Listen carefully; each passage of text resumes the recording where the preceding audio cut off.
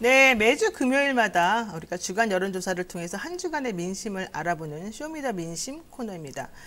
인기가 뭐 나날이 솟아오르고 있는데 조회수는 생각보다 많이 안 나와서 이게 배종찬 소장님의 문제라고 제가 확신하고 있습니다. 자, 배종찬 인사이트K 연구소장 나오셨습니다. 안녕하세요. 안녕하십니까. 네, 우리들이 오늘 좀 뭔가 느낌이 좀 통하지 않습니까? 황금케미죠. 핑크케미. 아, 네. 옷을 좀 오랜만에 빠셨나 봐요. 향기가 나죠? 향기는 안 나는데 네. 어쨌든 간에 좀 코가 더 막히셨구나. 어려 보이고 숙농증인가 봐. 비염 아니에요? 어려 보이고 네, 아주 감사합니다. 좀 재밌어 보여요. 조회수가 늘어야 되는데. 네. 네. 그거 어떻게 할까요? 조회수 늘리는 거는?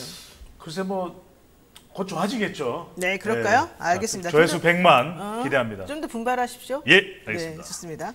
자, 지금 코리아 리서치하고 MBC가 했던 여론조사 결과가 있어요. 네. 자, 윤 전 총장 지지율이 계속 하락세로 지금 나오고 있는데, 19%? 10%대까지 일단 내려왔네요. 네. 이거 어떻게 된 겁니까? 우리 그래프가 나가고 있는 거죠, 화면에. 아직 안 나오는데. 나간다 그랬었는데. 그러니까요. 이게 조회수를 올리려면 좀 이제 이게 나갈 거래요. 좀 기다려봐야 돼요. 알겠습니다. 네. 어쨌든 설명해 주세요. 예. 가장 큰 이유는 최근에 이제 윤석열 후보의 지지율 주춤하고 있는 것은 역시 중도층과 MZ세대, 2030 세대의 이탈이라고 봐야 되겠죠. 그러니까 한 달여 전만 하더라도 대선 후보 중에서 여야 후보들을 막론하고 가장 중도층 경쟁력이 있는 후보가 윤석열. 지금 화면에 나오네요. 그렇죠. MZ세대의 경쟁력이 있는 후보. 그러니까 자동응답 조사에서는 한 달여 전만 하더라도 한 30%대 지지율이 나왔었거든요. 네. 그다음 이제 국민의힘 지지와 보수층 지지를 받고 있으니까 또 충청 대망론도 있었죠. 그렇죠. 되게 흔들리는 거예요. 왜냐하면 결국 지지율을 더 확장하기 위해서는 대선 후보는 지역 기반.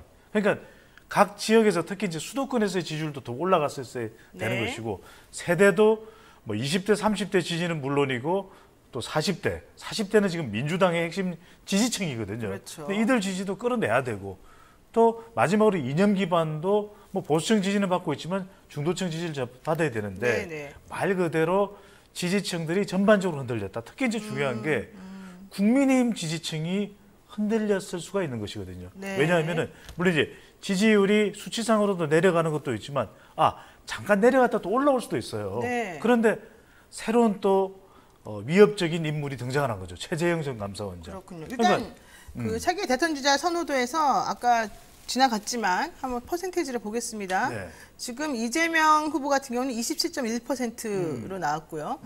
그리고 윤석열 전 총장은 19.7%. 네. 그리고 그 다음에 이낙연 후보가 14.6%. 지금 화면 보시는 것처럼. 그리고 그 다음부터는 4.8, 뭐 3.9 그냥 고만고만하게 지금 네. 나와 있잖아요. 그러니까 세 명이 일단 강한 것으로 좀 나와 있는데. 그렇죠. 이 조사도 면접원이 하는 조사입니다. 면접원이? 면접원이 하는 조사는 대체적으로 이재명 후보의 지지율이 상당히 또 좋게 나오는 네. 그런 결과들이 있는데 근데 이재명 후보의 지지율을 가만히 놓고 보면 20%대 중반에서 뭐 후반 정도 크게 차이가 없어요, 조사마다. 네. 그런데 윤석열 후보와 또 이낙연 후보는 차이가 나는데 이제 윤석열 후보는 좀 주춤하거나 또 내려온 모습을 볼 수가 있고 이낙연 후보는 올라가고 급상승을 있죠. 했죠. 예. 그리고 이재명 후보는 큰 차이가 없는데 큰 차이가 없다는 것만으로도 위협을 받을 수 있는 게 이거 좀 너무 박스권에 오래 갇혀 있다 이런. 그러니까요. 예. 이낙연 후보가 또 쫓아오는 거죠. 이러다 보니까 그동안에는 여권 내에서는 1강 1중이다 이야기를 했거든요. 네네. 그렇게 쭉 우리 시청자분들도 지켜봐왔을 텐데 이제는 이낙연 후보가 이 급진전하면서 양강구도가 됐다. 이런 분석이 평가가 가능해지는 거죠. 그렇군요. 이게 지금 전국으로 성인 남녀를 대상으로 해서 조사했던 건데 네. 자세한 사항은 어디 가서 알아봐야 되는 거예요? 여론조사. 중앙선거 여론조사 중앙선거 심의위원회. 그렇죠. 네. 거기 가서 직접 가실 필요는 없습니다. 네. 홈페이지를 보면 되지. 그렇군요. 네, 고마워요. 직접 가실 것 같아가지고. 네, 저는 갈 뻔했어요. 네네. 직접 가시진 않아도 됩니다. 네. 자, 그런데 이렇게 이제 윤 전 총장의 지지율이 빠진 거는 사실 예전에 1, 2월 달만 해도 그래도 10%였어요. 그때도. 그러다가 그렇죠. 추미애 장관하고 이제 갈등이 막 증폭되면서 팍 올라갔다가 네네. 한동안 고공행진했는데 이제 이번에 내려오기 시작하는 건데 그렇죠. 내려오기 시작하게 된 계기가 처가 리스크, 뭐 부인 리스크 이런 것도 있었는데 요즘은 본인 리스크가 더 심한 것 같아요. 그렇죠. 설화라 그러죠. 이른바. 왜 그러냐면은 그만큼 대선 후보에 대해서는 네. 혹독한 평가가 이루어져요. 특히 이제 윤석열 후보의 경우는 국민의힘 지지층도 있겠지만은 네. 이런 설화에 더 민감하게 반응할 수 있는 것은 대체적으로 여성, 또 중도층, 또 2030 세대. 왜냐하면 뭔가 그 메시지를 통해서 좀 더 그 후보에 대한 매력이 높아지면 또 호감도가 높아지면 지지율이 올라갈 수 있는데 그렇죠. 점령군 관련돼서 미국과 관련된 발언 중에서 이제 점령군 관련, 그다음에 탈원전, 네. 또 오염수, 네. 최근에 밀란, 그러니까 대구를 방문했는데 TK 지역은 윤석열 후보가 사퇴하기 직전에도 대구를 방문해서 그런 얘기를 했어요. 대구가 제가 예전에도 부임을 하기도 했었고 참 대구하면 생각납니다. 이 그 지역의 중요성이 있죠. 그러니까 대구에 대해서 각별한 애정을 애정이 있나 봐요, 진짜? 쏟았던 지역이거든요. 대구라는 지역이. 대구 경북 TK가 그만큼 또 지지를 받고 있기 때문에 그렇다면 대구 경북 또 시민 도민들이 잘한다 이런 정도만 하면 되거든요. 그런데 다른 지역이었으면 밀란이 날 뻔했다. 그렇죠. 그러면 그 말 듣고 깜짝 놀랐어요. 그러니까 솔직히 듣고 기분도 안 좋고. 듣고 있는 서울 또 심지어는 윤석열 후보 그러면 충청 대망론 이야기하잖아요. 그럼 충청도도 아니, 대전 시민들은 그럼 우리 지역에서 밀란이 일어났단 말이야 뭐야 이렇게 돼버리면 다른 지역의 지지율에 부정적인 영향 타격을 줄 수가 그러니까 있는 여기 가서는 여기 좋은 말, 저기 가서는 저기 좋은 말. 그렇죠. 진정성이 없어 보이잖아요. 그러니까요. 진정성이 소장님하고 비슷해요. 별사님 나만 보면 좋은 말하고 딴 데 가면 또 좋은 말. 아니 저는 진정성이 있죠. 그래요? 아니 우리 시청자분들께서 아실 거예요. 인정하실 거예요. 제가 어떤 방송을 가도 최선을 다해서 방송하는 그러니까 그 분석을 하는 방송에만 좋은 말 하잖아요. 아니 하고 있는 그 방송에 아니 이게 중요한 게 알았어요. 네, 까르페 디엠이잖아요. 알았어요. 하고 있는 그 방송 지금 저도 온몸을 쏟아서 방송을 하고 있잖아요. 알았어요. 네.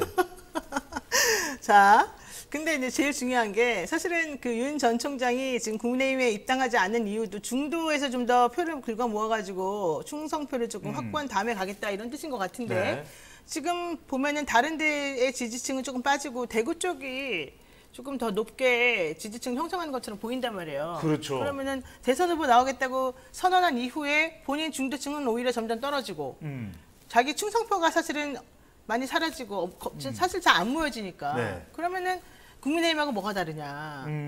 결국 보수층만 지금 노리고 가는 거 아니냐 이런 생각할 수밖에 그렇죠. 없어요. 최근에 이제 윤석열 후보의 행보가 나 보수, 나는 보수다. 이 색깔을 뚜렷이하는 것이거든요. 근데 대선은 그렇게 굳이 할 이유가 없는 거죠. 가지고 있었던 윤석열 후보의 강점은 물론 이제 반사 이익이 강했어요. 그렇죠. 문 정권에 대한. 그렇죠. 조윤 갈등, 또 추윤 갈등, 그 검찰 개혁과 관련된 갈등이었지만 지금은 유권자들이 보는 시각이 이제는 검찰 개혁이 일어났을 당시에 전 검찰총장으로 보는 것이 아니라 대선 후보로 보는 것이거든요. 그렇죠. 그렇다면 대선 후보로서의 어떤 비전이 있는지 또는 대선 후보로서 또 조직이 중요하니까 국민의힘 지지를 가장 많이 받는 후보가 지금 윤석열 후보거든요. 그러니까 뭐 분명한 걸 원하는 거예요. 그러니까 틀리더라도 네네. 국민들은 틀린 것에 대해서 부정적인 평가를 하는 거예요. 우리도 그렇잖아요. 잘못해도 그래 네가 잘못하면서 클 수 있는 거야. 그렇죠. 아이들 키울 때 그러잖아요. 네, 그렇죠. 그러니까 항상 애가 모범생일 수가 없어.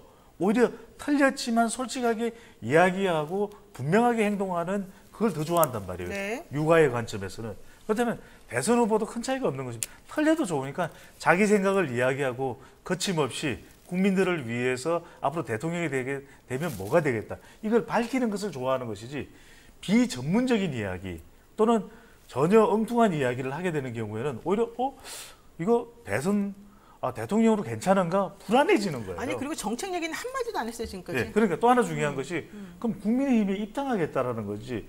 국민의힘의 철학에는 공감을 한다 그랬거든요. 그렇죠. 그러니까 이제 국민의힘 지지층들은 은근슬쩍 이제 불안해지는 거죠.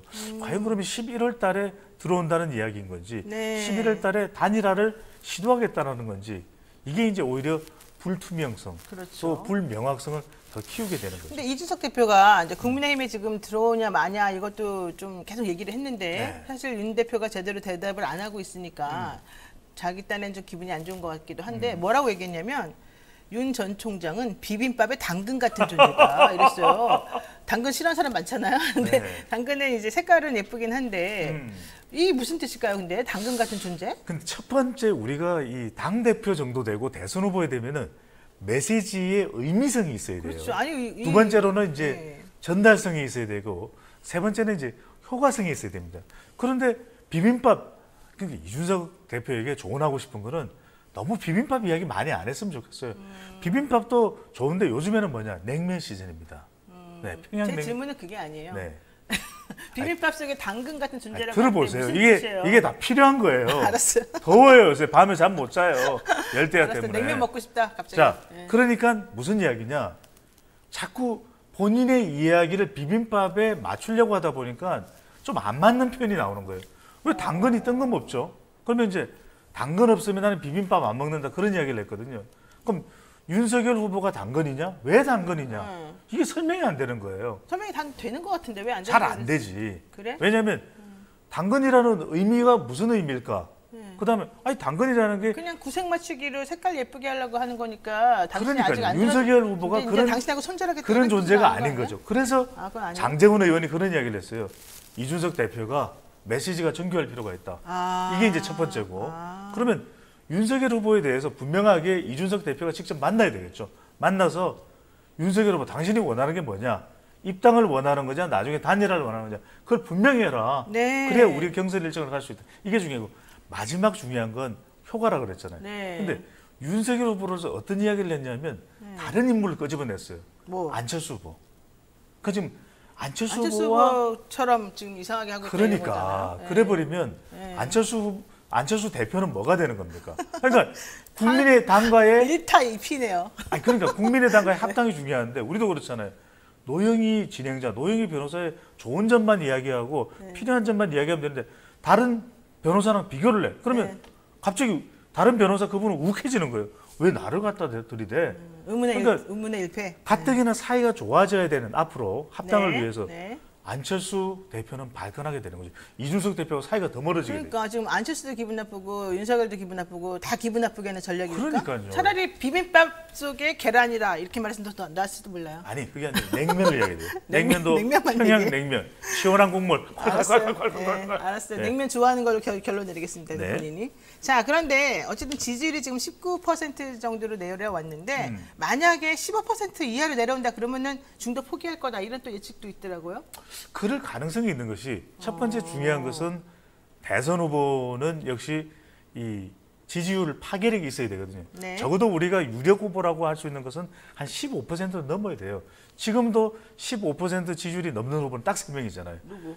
이재명, 윤석열, 이낙연이잖아요. 네. 근데 윤석열 후보가 보수 야권에서 가장 높은 지지율이에요. 네. 그런데 지지율이 앞으로 어떻게 될지 모릅니다. 뭐 반전해서 또 반등을 할 수도 있는 것이고 또 더 내려갈 수도 있는 것이고. 근데 지지율 15%가 왜 중요하냐? 지금 국민의힘 지지율이 대체적으로 한 35% 내외 정도가 나와요. 35% 그렇게. 그 정도 나와요. 예. 물론 이제 조사기관의 결과에 따라서 다른데 그 이야기는 뭐냐? 국민의힘 지지율과 비교를 해도 반토막 정도밖에 안 되는 거죠. 그러면 노영희 진행자 같으면 대선 후보면 불안하겠어요? 안 불안하겠어요? 아, 불안하겠죠. 불안하죠. 그런데 윤석열 후보가 지지율이 만약 15%가 된다면 다른 보수 야권 후보 중에서 누가 최재형이든 홍준표든 유승민이든 원희룡이든 또는 국민의당의 안철수 다른 사람이 15% 이상이 된다는 이야기예요. 그러면 보수 야권에서 국민의힘 입당도 안 했고 단일화가 된 것도 아니고 네. 윤석열 후보의 지지율이 15% 국민의힘 지지율의 반토막도 안 된다. 네. 그러면 국민의힘 지지층들이 본선 경쟁력이 더 있는 후보 쪽으로 그렇죠. 떠날 수밖에 옮겨가야죠, 이제. 없는 것이죠. 네. 자, 좀 댓글도 좀 읽어주세요. 지금 혼자서 계속 이야기하니까 힘들잖아요. 아니 내가 말할 시간을 안 주고 혼자 막 하잖아요. 기다려 보세요 지금. 지금 이거 안 그래도 이거 하나 여쭤보고 나서 댓글 네. 읽어드리려고 그랬는데 네.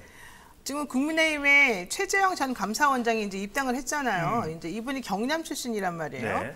그러면서 PK 대망론이 이제 꿈틀꿈틀 되는 모양이에요. 그리고 이분 주위에 사람들이 막 몰리려고 해요 지금 현재. 그런데 이 시점에서 최재형 전 감사원장이 금태섭 전 의원을 우리 캠프로 와라 이렇게 얘기를 했는데 그 의원이 싫습니다 이랬다는 거예요. 이거 왜 그런 거예요?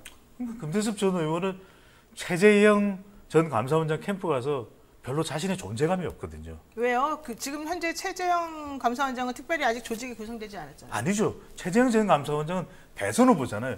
금태섭 전 의원은 뭘 하고 싶겠어요? 서포터가 되고 싶겠어요? 본인이 주역이 되고 싶겠어요? 본인이 대선 후보는 아니잖아요. 아니 그렇더라도 본인의 더 존재감이 살아날 수 있는 곳에 본인이 기여를 하고 싶은 거죠. 왜냐하면 얼마 전에도 서울시장 후보로 안철수 국민의당 대표와 단일을 했었잖아요. 그러니까 그런 주목받는 자리가 아니면 굳이 지금 국민의힘 아직 대선 후보 출마 선언도 안 했지만 네. 그렇다고 해서 최재형 전 감사원장 쪽으로 갈 경우에 금태섭 전 의원의 역할은 제한적인 거죠. 아니 이름을 보십시오. 금태섭이야. 금이야. 그게 무슨 관계가 있어요? 아 중요해요. 이거는 본인은 그래도 국회의원을 한번 역임을 해봤고 그럼 또 금이어야 돼? 잠좀 들어봐요. 금값이 지금 다시 올라가는. 그러니까 다시 본인은 주목받고 싶은데 네. 아니 누군가의 캠프로 갔을 때 그것도 아직까지는 최재형 전 감사원장이 이 대선이 또 대선 대통령이 될 수 있다 없다까지 아직 판단하기 힘든 시점이잖아요. 네. 그렇다면 굳이 본인이 갈 이유가 없는 거죠.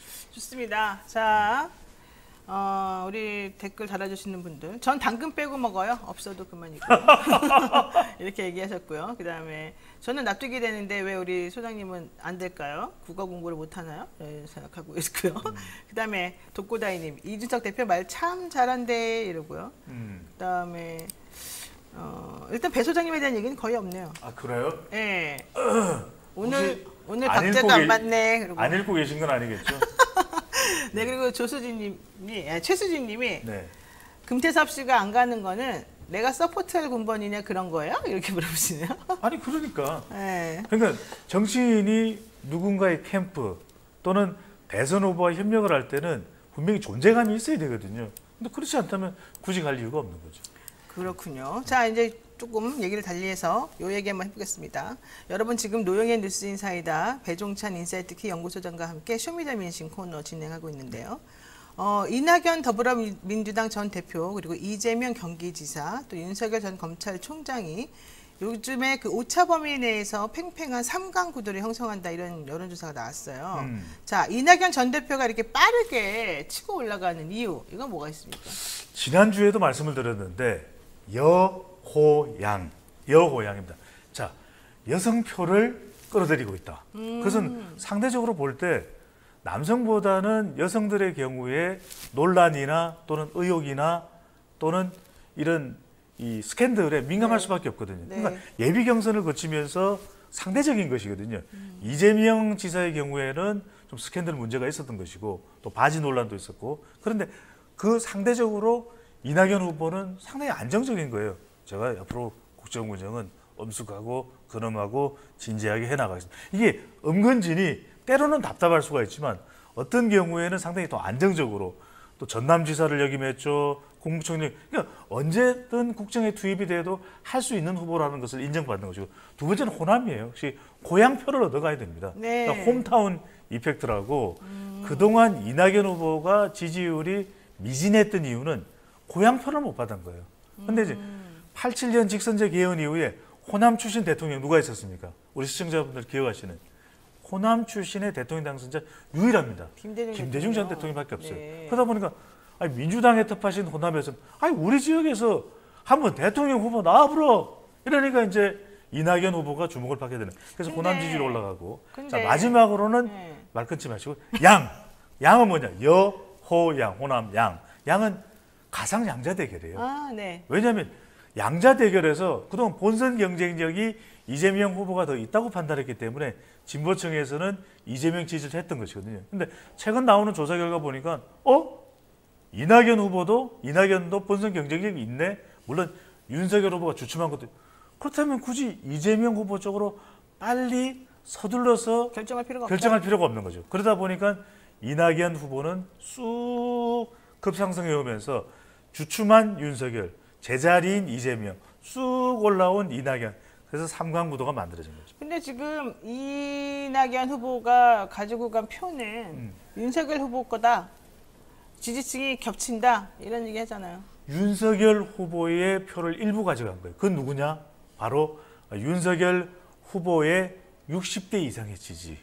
이것을 가져가는 거예요. 왜냐하면 60대 이상의 어느 성향에? 그건 보수 성향이죠. 보수 중도 성향을 보수. 가져갔어요? 그게 왜냐하면은 네. 윤석열 후보가 이런 여론조사 결과가 있어요. 그건 여러분 참고하시면 됩니다. 제가 수치는 말씀 안 드려요. 윤석열 후보가 선거에 못 나올 경우 윤석열 후보를 지지하는 사람들한테 물어봤어요. 누구를 지지하겠냐. 네. 물론 윤석열 후보를 지지 안 하면 뭐 최재형, 뭐 홍준표 이런 야권 후보예요. 그런데 꽤 의미 있는 숫자로 비율로 이낙연을 지지하겠다. 네. 그 이야기는 윤석열 후보를 지지하던 어떤 사람들이냐, 어떤 지지층들이냐, 60대 이상의 보수 성향, 중도 보수죠. 그러니까 그래요. 60대 이상은 안정적인 걸 원하거든요. 그렇다면 적어도 여권 내에서 가장 안정적인 그런 스타일을 가지고 있고 국정이 가능한 인물로 이낙연을 판단하고 있는 거죠. 그럼 지금 이제 아주 좋은 얘기를 이낙연 전 대표에 대해서 해주셨는데 아니 객관적으로 저는 정확하게 분석하는 겁니다. 누구 편도 아니에요. 해주셨는데 저는. 네. 요즘에 지금 빨간불이 켜졌어요. 이낙연 대표에게 그 노무현 전 대통령 탄핵과 관련해서 네. 그때 열린우리당하고 그때 뭐 어디였어요? 새정치연합하고 뭐 이러면서 열린우리당은 노무현 전 대통령에 대해서 이제 반대를 했었어요. 그렇죠. 당연히 반대를 했겠죠. 여당이니까. 그런데 나머지 사람들이 전부 다 이제 찬성하는데 그 중에 이제 배신표가 2개가 나왔단 말이에요. 네네. 그 중에 대표적인 인물로 지금 추미애 전 장관이 뭐 했던 거 다 이미 알려진 거 아니겠습니까? 그 탄핵에 찬성한 사람으로. 예, 제가 설명드릴게요. 예. 그 당시에 2004년도잖아요. 2004년도에 노무현 전 대통령 탄핵에 대해서 반대했던 표가 이게 반대는 표가 두 개 있어요. 그러니까요. 이게 네. 익명으로 했던 투표였거든요. 네, 네. 무기명으로 했기 무기명으로. 때문에 2명이에요. 그래서 그 2명을 어떻게 지금 그 당시에도 그랬고 지금도 그렇고 어떻게 이야기를 하고 있냐면 한 표는 민주당의 이낙연이다. 또 다른 한 표는 자민련의 김종호라는 거예요. 네, 맞아요. 그런데 이제 이재명 후보 측에서 그때 노무현 전 대통령 탄핵에 찬성하지 않았느냐. 근데 이건 제가 볼 때 이낙연 후보에게 위협이 아닙니다.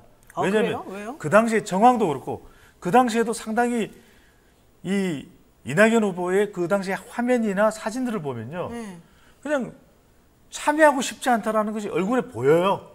근데 표정에. 가서 참여했잖아요. 아니, 투표한 거 근데 같잖아요.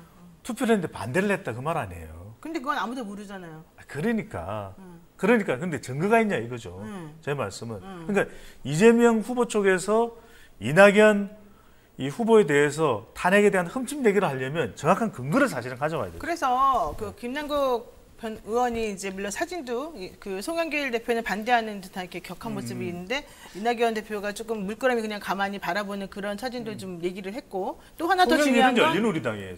그러니까 열린우리당이었을 때 어쨌든 참여를 안 했잖아요. 열린우리당 그러니까. 사람들은. 근데 또 하나 더 중요한 자료라고 나오고 있는 것이 바로 이제 뭐냐면은 투표하기 전날 이낙연 대표에 대해서 이제 물어보니까 이 탄핵 관련된 의견을 물어보니까 노무현 대통령에 대해서 많이 실망했다. 내가 어떤 표를 던질지 아직 고민 중이다. 이렇게 대답했다는 거예요. 그런데다가 그 이후에 그 투표하러 가기 전에 그 표정 이런 여러 가지 것들 그리고 이낙연 대표에게 사람들이 계속 물어봤다는 거죠. 당신 탄핵에 찬성했냐 반대했냐 표결하러 들어갔으니까. 그랬더니 그때까지 나는 말할 수 없다. 내가 죽어도 말 안 할 거다. 이렇게 얘기를 계속 했다가 갑자기 요즘에 이제 물어보면 나 그때 반대했다. 이렇게 말이 나오니까 만약에 그 당시에 탄핵에 반대했던 게 맞고 당당하다면 왜 그때는 못 밝힌다 그러더니 갑자기 요즘 이슈가 되니까 이제 와서 본인이 마치 반대의 표를 던진 것처럼 하느냐? 이게 바로 이제 그 저쪽 진영에서의 얘기거든요. 그런데 제일 중요한 건 뭐냐면 시청자분들도 근거예요. 근거고 그 당시에는 민주당이 당론으로 네네네. 추미애 당시 의원도 앞장서서 탄핵에 찬성을 하는 그런 마당에 네. 대놓고 이낙연 민주당 의원이 나는 탄핵에 반대한다. 이렇게 할 수가 없는 거죠. 눈치를 보는 거죠, 당연히. 네. 그 중요한 거는 뭐냐면 증거가 없으면 이건 하나만한 얘기예요? 쓸데없는 또 논란이 되는 겁니다. 그렇군요. 왜냐하면 서로 간에 같은 당의 후보들끼리의 경쟁이잖아요. 네네. 그러면 정확한 근거를 가지고서 상대방을 비판하는 것은 뭐 이건 효과가 있겠지만 네. 그렇지 않다면 사실 그 부분은 역효과가 날 수도 있는 거죠. 어쨌든 이제 확인할 수 없는 부분이기 때문에. 그럼요. 그러니까 이렇게 말씀하시네요. 전 아직도 누굴 믿어야 될지 혼란입니다. 그나마 땡땡땡 씨가 있긴 하지만 이런 얘기가. 그럼요. 이게 대선 때 경선 때는 이런 일들이 비일비재해요. 그렇군요. 네. 네. 그래서 이제 그런 걸 노려서 이런지도 모르는 거죠. 이재명 후보 측에서는 그걸 통해서 이낙연 후보가 지금 지지율이 낮으면 이야기를 안 하겠죠. 근데 지지율이 계속 치고 올라가니까 네. 어떤 이슈든 끄집어내는 것이죠. 그래서 어쨌든 이낙연 후보 측에서는 열흘 안에 골든크로스가 될 것이다. 나는 더 올라갈 것이다. 이재명을 따라잡을 것이다. 이런 얘기를 지금 하고 있고요. 자, 이번에는 또 한 명 곤란해진 사람이 있습니다. 김경수 경남지사의 대법원 확정 판결이 있은 이후에 또 지금 십자포화를 맡고 있는 분이 있어요. 이게 바로 추미애 전 장관이죠. 네. 왜냐하면 추미애 전 장관이 바로 이제 댓글 조작 관련된 수사를 의뢰하면서 이 사건이 불거졌고 결과적으로는 김경수를 교도소로 보낸 사람이다. 이제 이런 얘기 나오지 않습니까? 이게 또 내용을 알면 그런 이야기를 할 수는 없는 거예요. 왜냐하면 김두관 후보가 대선 후보죠. 네. 그런데 이제 추미애 전 대표를 향해서 뭐 자살골 헤드트릭 선수다 이렇게 공개 저격을 했는데 그건 네. 이제 경남지사를 역임해서 했던 김두관 의원이 안타까운 마음에서 그랬을 수는 있는데 당시 상황이 뭐냐 하면은 이건 잠깐 짧은 시간 동안 설명을 드려야 될 것 같아요. 2017년에 이 드루킹 관련해서는 이 검찰에서 무혐의 처리가 됐어요. 잘 아시잖아요. 근데 2018년에 1월 달에 남북 아이스하키 여자 단일팀 관련해서 이 논란이 됐었는데 그때 정부를 계속해서 비판하는 댓글들이 올라와요. 근데 이상할 정도로 같은 내용들이 반복해서. 근데 그때 누가 이 더불어민주당의 대표였냐? 바로 추미애 전 장관이에요. 그러니까 그게 논란이 되고 크게 사회적인 문제가 되다 보니까 추미애 대표가 그 얘기했죠. 철저하게 수사해라. 그럼 당대표로서 어떤 이야기 하겠습니까?